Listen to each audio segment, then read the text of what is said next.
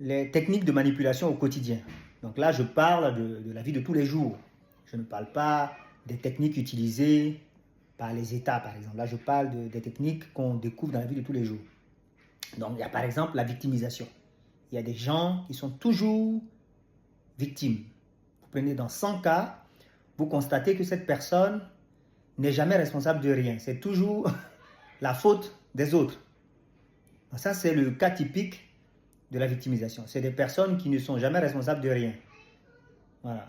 Et le jour où cette personne vous accusera, vous, ça sera le miroir de ce que la personne a l'habitude de faire. Donc, ça sera ce qu'on appellera la technique de la culpabilisation, c'est-à-dire vous rendre responsable de ce qui arrive.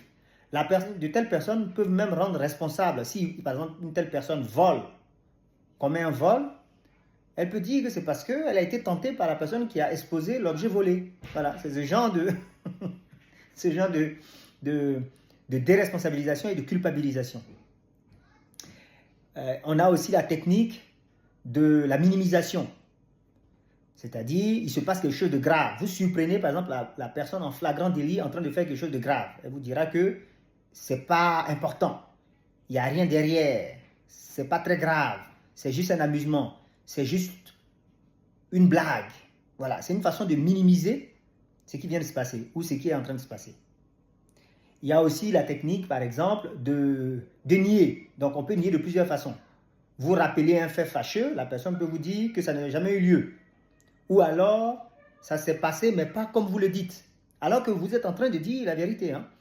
Ou alors, par omission, c'est-à-dire, ça s'est passé, mais on ne raconte pas tous les faits. Hein. On garde sous le coude les faits gênants. Ça c'est la technique de négation complète.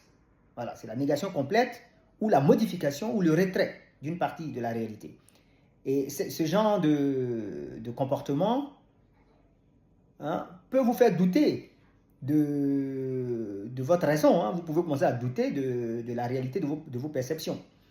Il y a la technique du silence. Le silence, ça sera la personne qui se terre dans le silence, littéralement. C'est-à-dire que la personne ne dit plus rien. Donc vous parlez à une tombe. Vous prêchez dans le désert. La personne, le silence n'est pas, c'est un silence dans lequel la personne effectivement se terre, hein, à ne rien dire, mais peut avoir des attitudes, par exemple de désapprobation, hein, froncer les sourcils ou avoir des gestes d'indignation, tu vois, mais sans dire mot, sans dire mot. Il y a une autre forme de silence qui est plutôt un silence condescendant. C'est-à-dire que la personne a un silence en vous prenant de haut.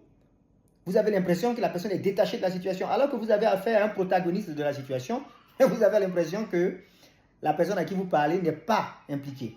C'est une façon de vous dire que c'est vous qui en faites tout un tas et qu'il n'y a pas de quoi fouetter un chat.